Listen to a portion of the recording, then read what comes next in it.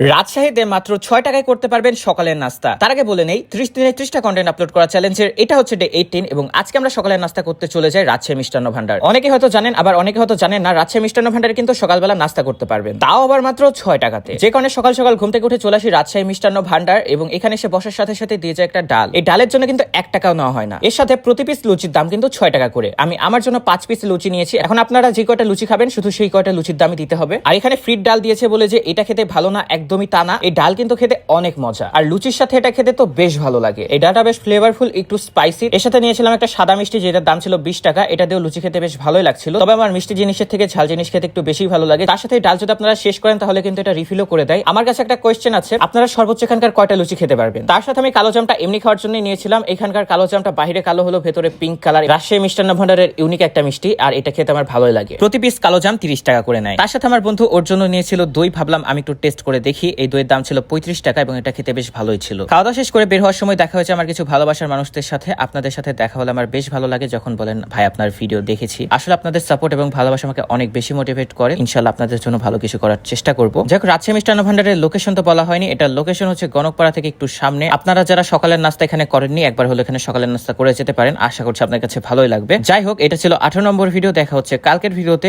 আজকের মতো পর্যন্তই, বাই।